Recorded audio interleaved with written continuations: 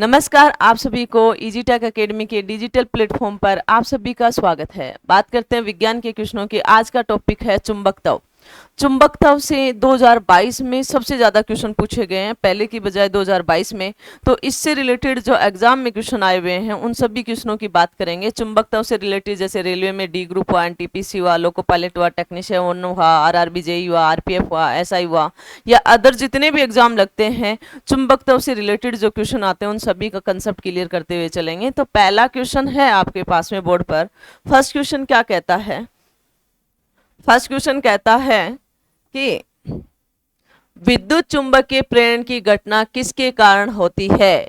यानी कि जो विद्युत चुंबकीय प्रेरण की जो घटना है वो फ्लक्स में परिवर्तन के कारण से होती है। तो ऑप्शन देखते हैं हम। प्रणाली को विद्युत चुंबक से जोड़ने पर नहीं। दूसरा ऑप्शन आपके पास में प्रणाली पर गैल्वेनोमीटर की उपस्थिति में, तो ये भी नहीं है। तीसरा है चुंबक और कुंडली को नियत स्टेशनरी स्थिति में नहीं, ये भी नहीं है। कुंडली से गुजरने वाले चुंबक के अभिवाह, अभिवाहक मतलब फ्लक्स होता है, फ्लक्स में परिवर्तन के कारण होता है। तो इसका राइट आंसर कौन सा है? डी इसका राइट आंसर है। अगले क्वेश्चन की यदि हम बात करें तो अगला क्वेश्चन क्या कहता है आपको? अगला क्वेश्चन कहता है कि चुंबकीय क्षेत्र रेखाएं कभी भी एक दूसरे को नहीं काटती है। इस तथ्य का तात्पर्य यह है कि चुंबकीय क्षेत्र हमेशा कैसा होता है, देखना। यानी कि क्षेत्र के किसी भी बिंदु पर दो मान होते हैं नहीं, कभी भी दो मान नहीं होंगे, हमेशा एक मान होगा, वो अद्वितीय एक मान होगा। दूसरा है क्षेत्र के किसी भी बिंदु पर एक अद्वितीय मान होता है, राइट आंसर है। ठीक है। क्षेत्र के किसी भी बिंदु पर एक से अधिक मान होता है, ये भी नहीं होता है। क्षेत्र के किसी भी बिंदु पर तीन मान होते हैं, ये भी नहीं होते हैं। तो इसका राइट आंसर है बी। तो देखो एक बार आप चुंबक के बारे में देखो कि जो चुंबक होती है वो एक प्रकार का, जैसे लोहा हुआ, निकल हुआ, इस प्रकार की वस्तुओं को अपनी ओर आकर्षित करती है। एक प्रकार का मैग्नेटाइट का पत्थर होता है जिसका रासायनिक नाम Fe3O4 होता है, रासायनिक नाम। सबसे पहले ये H.C. ओरेस्टेड ने इसकी खोज की थी। ठीक है। उसने दो प्रकार के चुंबक के बारे में बात की थी, प्राकृतिक चुंबक और कृत्रिम चुंबक। जो बेडोल पत्थर होते हैं उनको प्राकृतिक चुंबक, कृत्रिम चुंबक जो मानव द्वारा बनाई गई, जैसे आपके पास में विद्युत चुंबक वगैरह है, वो कौन सी है? कृत्रिम चुंबक है। और इसने चुंबक के बारे में बताया कि चुंबक के दो ध्रुव होते हैं, यानी कि N और S, उत्तरी ध्रुव और दक्षिण ध्रुव। अगर आप स्वतंत्रता पूर्वक चुंबक लटकाते हो तो उत्तर दक्षिण दिशा में ठहरती है, लेकिन यहाँ पे काल्पनिक बल रेखाएं निकलती है, एन ध्रुव से निकलती है और एस ध्रुव में प्रवेश करती है। एन से निकलेगी और किस में प्रवेश करेगी? एस में प्रवेश करेगी। ये क्या से आपके पास में काल्पनिक बल रेखाएं हैं। ये कौन सी रेखाएं हैं? काल्पनिक बल रेखाएं हैं, जो एन से निकलेगी और किस में प्रवेश करेगी भाई? एस में प्रवेश करेगी। और ये कभी भी एक दूसरे को नहीं काटेगी, क्योंकि इनकी जो दिशा है वो एन से क्या होगी? एस में होगी। लेकिन इस चुंबक के अंदर की जो दिशा है वो हमेशा एस से एन की ओर जाएगी। कहाँ जाएगी? एस से एन की ओर, यानी कि दक्षिण ध्रुव से उत्तर ध्रुव की ओर। कितने भी चुंबक के टुकड़े कर लो आप, जितने छोटे छोटे टुकड़े करोगे उतने ही ध्रुव रिप्रेजेंट हो जाते हैं। मानो इस चुंबक के बहुत सारे टुकड़े कर लिए, जिस भी टुकड़े, जो भी टुकड़ा जनरेट करोगे उसके हमेशा दो ही ध्रुव होते हैं, एन और एस, यानी उत्तर और दक्षिण ध्रुव जनरेट हो जाता है। ठीक है। इस चुंबक के पास कोई और वस्तु लेके आते हो जहां बल का अनुभव करे तो वो चुंबकीय क्षेत्र कहलाता है। ठीक है। तो इस प्रकार के क्वेश्चन आपसे पूछे जाते हैं। यानी कि ये एन ध्रुव और ये एस ध्रुव का पोल सामर्थ्य, ध्रुव स्ट्रेंथ हमेशा अच्छी होती है, लेकिन केंद्र पे जाओगे तो कम होती जाएगी। ध्रुव प्रबलता क्या होती जाएगी? कम होती जाएगी केंद्र पे, और ध्रुव पर क्या होगी? अधिकतम होगी। और ये काल्पनिक बल रेखाएं कभी भी एक दूसरे को नहीं काटती है, और ये हमेशा बंद परिपथ को ही रिप्रेजेंट करती है। और ये जो काल्पनिक बल रेखा है ये इसकी क्या है? भार तो लंबवत है, लेकिन अंदर क्या रहेंगी? समांतर रहेंगी। ठीक है। तो देखो बात करते हैं अगले क्वेश्चन की। अगला क्वेश्चन क्या कहता है आपके पास में कि डायनोमो में विद्युत धारा के सिद्धांत का उपयोग किया जाता है। डायनोमो होता क्या है? एक ये जनरेटर ही होता है। जनरेटर का जो छोटा आकार होता है, डीसी मोटरों में अगर हम बात करें तो जनरेटर के छोटे आकार को डायनोमो बोलता है। और ये सभी किस पर किस सिद्धांत पर कार्य करते हैं? विद्युत चुंबकीय प्रेरण सिद्धांत पर कार्य करते हैं। तो देखो इसका राइट आंसर विद्युत चुंबकीय प्रेरण, यानी कि राइट आंसर ए इसका राइट आंसर है, विद्युत चुंबकीय प्रेरण। विद्युत चुंबकीय विकिरण ये भी नहीं, विद्युत चालकन, विद्युत चुंबक तब भी नहीं, यानी कि राइट आंसर कौन सा है? ए है। अगले क्वेश्चन की यदि हम बात करें तो अगला क्वेश्चन क्या कहता है? निम्न में से कौन सा उपकरण चुंबकीय क्षेत्र में स्थित धारावाही चालक पर लगने वाले बल की अवधारणा पर आधारित नहीं है? कौन कौन सा इसके बल की अवधारणा पर आधारित है? या क्वेश्चन में पूछा है नहीं है, लेकिन ध्यान रखना बल पर आधारित, लाउड स्पीकर भी बल पर आधारित है, वोल्टमीटर भी बल पर आधारित है, एमीटर भी बल पर आधारित, लेकिन विद्युत फ्यूज बल पर आधारित नहीं है। तो इसका राइट आंसर भी कौन सा आएगा? विद्युत फ्यूज। देखो ऑप्शन देखते हैं, लाउड स्पीकर बल पर आधारित है, वोल्टमीटर भी बल पर आधारित है, एमीटर भी बल पर आधारित, लेकिन फ्यूज नहीं है। लेकिन यहाँ पे पूछा है आधारित नहीं है, तो कौन सा ऑप्शन आएगा? सी इसका राइट आंसर आएगा। इसने आधारित नहीं पूछा है, आधारित होता तो ये बाकी के सही थे।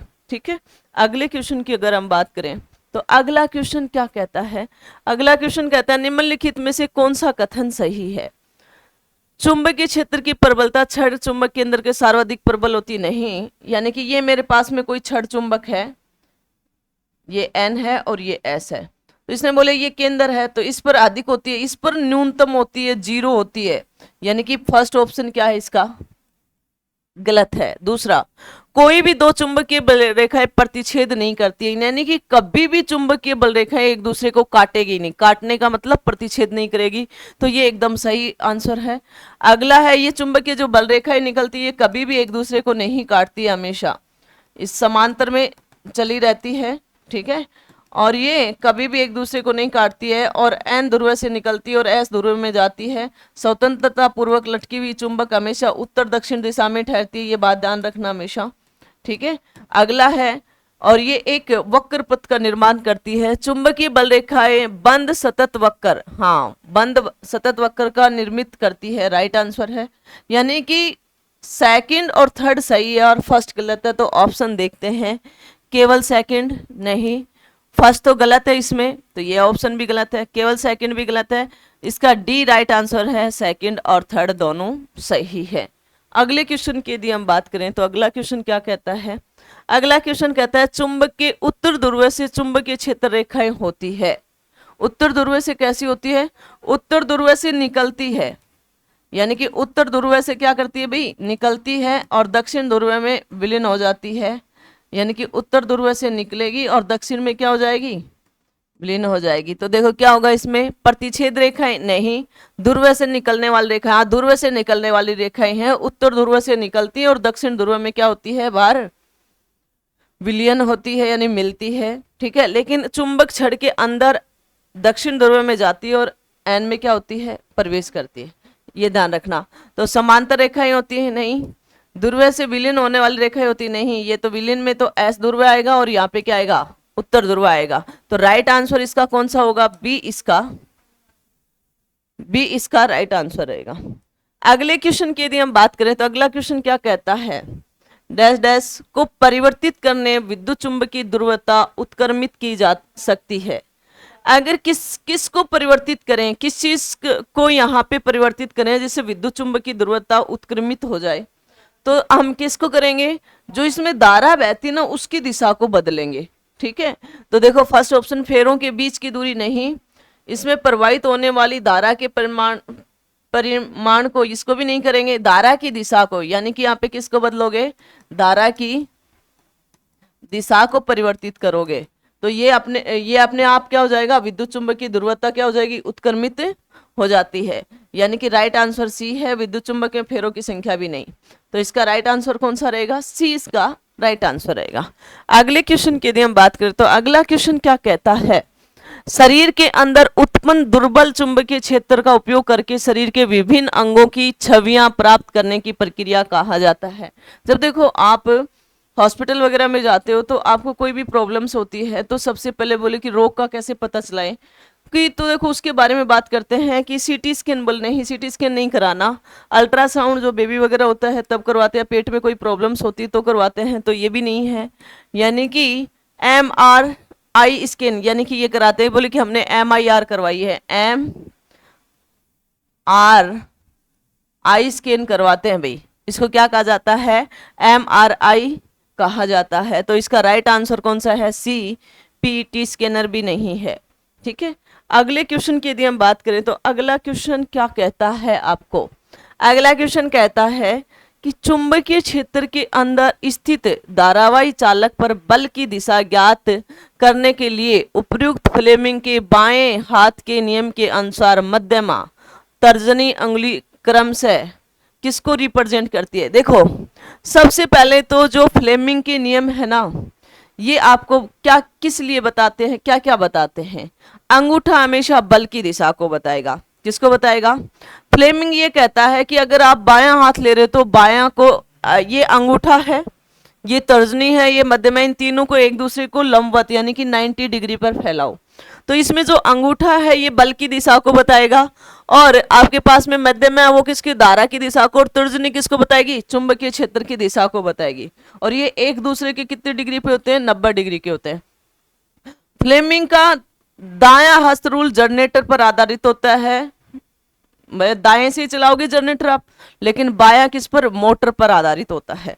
ठीक है, डीसी मोटर होती है उन पर आधारित होता है। तो इसका राइट आंसर कौन सा हो जाएगा, चुंबकीय क्षेत्र की दिशा को नहीं, चुंबकीय क्षेत्र की दिशा को तो तर्जनी बताती है और धारा किसको बताती है, मध्यमा। तो ये गलत हो गया, बल और चुंबकीय, अंगूठा बताएगा बल को और चुंबकीय क्षेत्र नहीं, चुंबकीय क्षेत्र बल नहीं, यानी कि धारा, यानी कि यहां पे मध्यमा किसको बताएगी, धारा को, और तर्जनी किसको बताएगी, चुंबकीय क्षेत्र को, और अंगूठा किसको बताता है, बल को बताता है। जब आप बाएं हस्त को, बाएं हाथ के नियम को, आप ये बायां हाथ है, ये आपके पास में एक दूसरे को क्या रखोगे, इसको लंबवत रखोगे। मेरे को हाथ इतना ज्यादा अच्छे से नहीं बनाना आता है, ठीक है। ये फ्लेमिंग का कौन सा हस्त है, बाएं हस्त नियम है, ठीक है। ये अंगूठा किसको बताएगा, यानी कि बल की दिशा को, ठीक है। तर्जनी और मध्यमा, तर्जनी किसको बताएगी आपके पास में, धारा को, और मध्यमा मध्यमा किसको बताएगी, धारा को, और तर्जनी किसको बताएगी, चुंबकीय क्षेत्र को बताती है, ठीक है। और ये हमेशा किस में लागू होते हैं, ये जैसे मोटर वगैरह है ना, मोटर हुआ, उस पर लागू होता है फ्लेमिंग का दायां हस्त नियम। बायां हस्त नियम किस पर लागू होगा, मोटरों पर। अगर दाएं की बात करोगे तो किस पर लागू होगा, जनरेटर डायनामो पर लागू होगा, ठीक है। अगले क्वेश्चन की अगर हम बात करें तो अगला क्वेश्चन क्या कहता है, किसी चालक के चुंबकीय क्षेत्र के समांतर दिशा में गति करने पर उसमें उत्पन्न प्रेरित ईएमएफ होगा। समांतर आ जाए जब तो हमेशा शून्य होगा, लंबवत आएगा तो हमेशा मैक्सिमम होगा, ठीक है, ध्यान रखना। तो यहाँ पे समांतर है तो अनंत नहीं, अधिकतम भी नहीं, न्यूनतम भी नहीं, क्या रहेगा, शून्य रहेगा, यानी कि डी इसका राइट आंसर रहेगा, ठीक है। अगले क्वेश्चन की यदि हम बात करें तो अगला क्वेश्चन क्या कहता है, किसी धारावाही चालक द्वारा उत्पन्न चुंबकीय क्षेत्र होता है। उत्पन्न चुंबकीय क्षेत्र क्या होगा अभी, यानी कि जो भार आपके पास में, ये जो NS है, तो यहां से बाहर ये क्या हो जाएगी, सेकेंद्रीय वर्ती तो बन रहा है एक प्रकार का, ठीक है। तो ये दिशाएं होगी, ठीक है। तो आकार के अर्ध गोलाकार ये नहीं, प्रतिच्छेद रेखा, प्रतिच्छेद तो काटेगी तो कभी नहीं, एक दूसरे के समांतर ये भी नहीं, सेकेंद्रित वर्त यानी कि डी इसका राइट आंसर रहेगा। अगले क्वेश्चन की यदि हम बात करें तो अगला क्वेश्चन कहता है आपको, छड़ चुंबक के भीतर चुंबकीय क्षेत्र की रेखाओं की दिशा होती है। देखो ये एक छड़ चुंबक है N और S, बाहर तो क्या होगी आपके पास में उत्तर से दक्षिण, बाहर तो क्या होगी उत्तर से दक्षिण, उत्तर से निकलेगी और दक्षिण में जाएगी, उत्तर से निकलेगी प्रवेश किस में करेगी भाई, दक्षिण में करेगी। लेकिन अंदर कैसी होगी आपके पास में, अंदर हमेशा ध्यान रख लेना दक्षिण से उत्तर की ओर। तो देखो इसका राइट आंसर मध्य भाग में सभी और नहीं, उत्तरी ध्रुव से दक्षिण ये बाहर की ओर होता है, ये भी नहीं, दक्षिण ध्रुव से उत्तरी ध्रुव यानी कि सी इसका राइट आंसर है, मध्य भाग से केवल उत्तरी ध्रुव की ओर, ये भी गलत है। यानी कि चुंबक छड़ के अंदर हमेशा दक्षिण से उत्तर की ओर जाती है, लेकिन बाहर हमेशा उत्तर से दक्षिण की ओर, यानी उत्तर से निकलती है और दक्षिण में प्रवेश करती है, और अंदर दक्षिण से निकलती है और उत्तर में क्या करती है, प्रवेश करती है। अगले क्वेश्चन की यदि हम बात करें तो अगला क्वेश्चन कहता है कि एक छड़ चुंबक को एक नियत चुंबकीय क्षेत्र के स्रोत में रूप में प्रयोग करने पर चुंबकीय क्षेत्र की दिशा निम्नलिखित में से किस प्रकार से होती है। बताओ किस प्रकार से होती है। चुंबक की लंबाई के अभिलंबवत कैसी होती है भाई, चुंबक के उत्तरी ध्रुव से दक्षिणी ध्रुव की ओर। नियत चुंबक की बात करें तो कैसी होगी आपके पास में, चुंबक के उत्तरी ध्रुव से दक्षिणी ध्रुव की ओर, राइट आंसर रहेगा बी। यानी कि चुंबक के दक्षिण ध्रुव से उत्तर ध्रुव की ओर भी नहीं, चुंबक के दक्षिण ध्रुव के लंबवत भी नहीं। तो इसका राइट आंसर कौन सा रहेगा, सी इसका, सॉरी बी इसका राइट आंसर है। बी इसका क्या है, राइट आंसर। अगले क्वेश्चन की यदि हम बात करें तो अगला क्वेश्चन क्या कहता है, किसी धारावाही चालक द्वारा उत्पन्न चुंबकीय क्षेत्र में वृद्धि के साथ घटता है।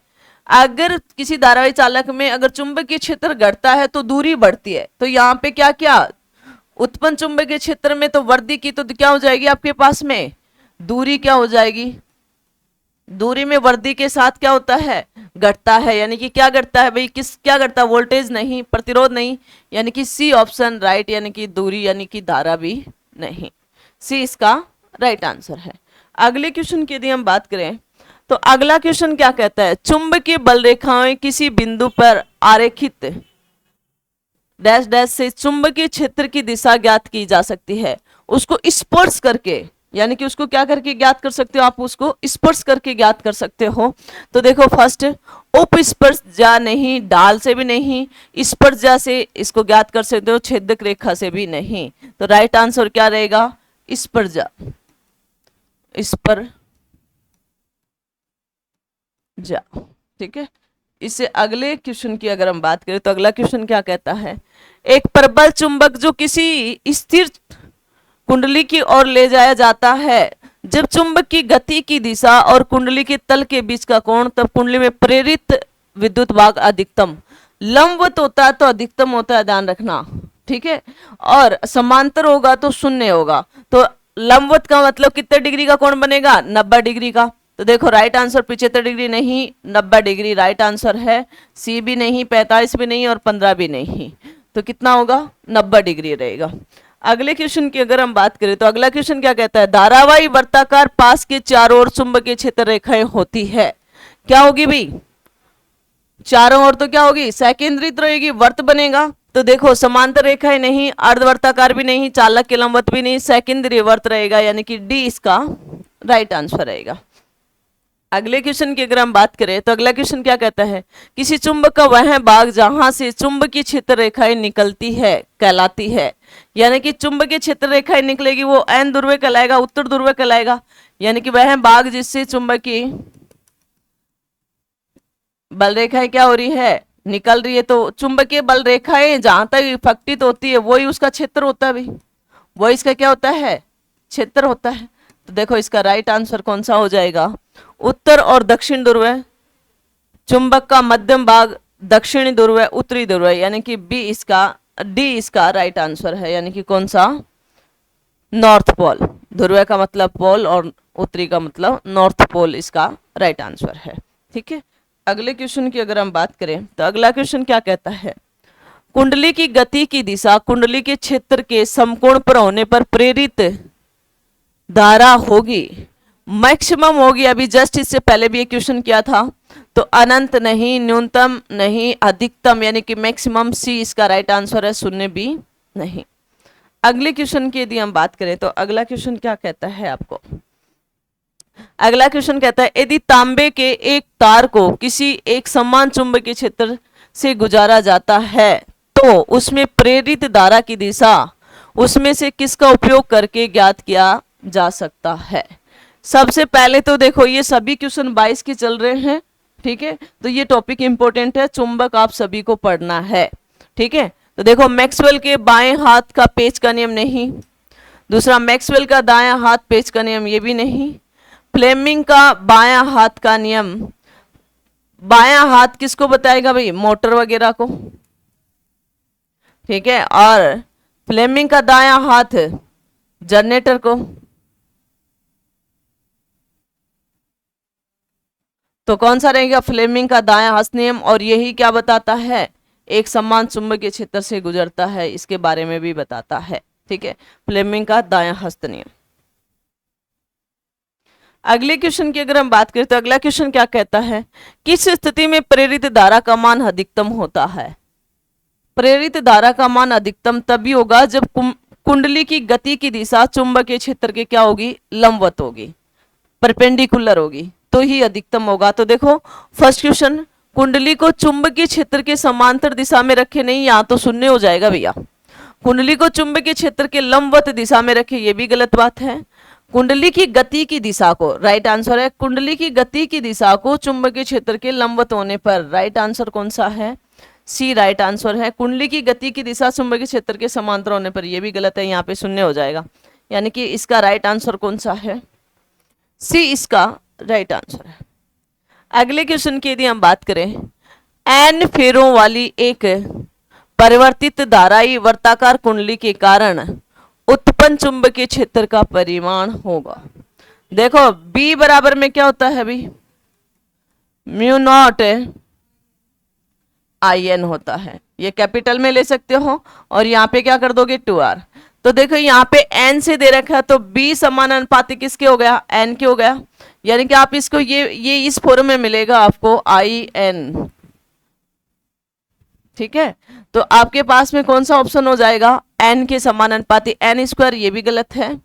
1/N ये भी गलत है।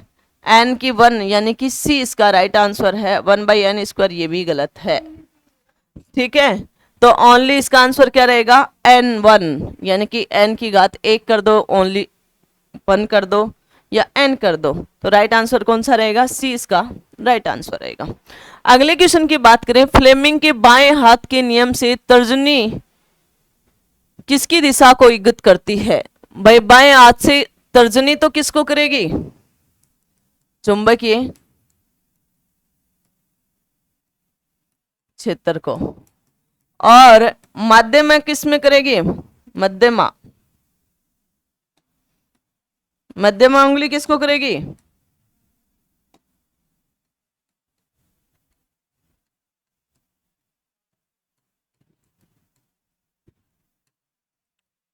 धारा क्यों? अगला अगर अंगूठा किसको करेगा? बल को रिप्रेजेंट करेगा। ठीक है, जब आप इसको कैसे रिप्रेजेंट करोगे? बाएं हाथ को एक दूसरे के परपेंडिकुलर फैलाओगे। ठीक है, ठीक है, तो इसका राइट आंसर कौन सा रहेगा? चुंबकीय बल, इसको तो क्या करेगा? अंगूठा रिप्रेजेंट करेगा। ठीक है, विद्युत धारा इसको मध्यमा, चुंबकीय क्षेत्र इसको कौन सी उंगली करेगी? तर्जनी उंगली। ठीक है, चालक की गति नहीं, यानी कि राइट आंसर कौन सा है? सी इसका राइट आंसर है। अगले क्वेश्चन की यदि हम बात करें तो अगला क्वेश्चन क्या कहता है आपको? किसी भी प्रणालिका के भीतर चुंबकीय क्षेत्र रेखाएं के रूप में होती है। देखो ध्यान रखना, प्रणालिका हो तो उसके अंदर जो चुंबकीय बल रेखाएं होगी वो हमेशा क्या होगी? समांतर रहेगी। क्या रहेगी? समांतर रहेगी। क्या रहेगी? समांतर रहेगी। ये S है और ये N है। ठीक है, तो कैसी रहेगी? समांतर रहेगी। तो इसका राइट आंसर रहेगा कुंडली नहीं, समांतर रेखाएं राइट आंसर। प्रतिच्छेद रेखाएं गलत है, वक्रित रेखा ये गलत है। ये वक्रित बाहर होती है, अंदर हमेशा समांतर रहती है। तो प्लीज चैनल को लाइक शेयर सब्सक्राइब करना और अगले भाग को भी देखना चुंबक का, क्योंकि चुंबक बहुत इंपॉर्टेंट टॉपिक है। इसी के साथ जय हिंद, जय भारत।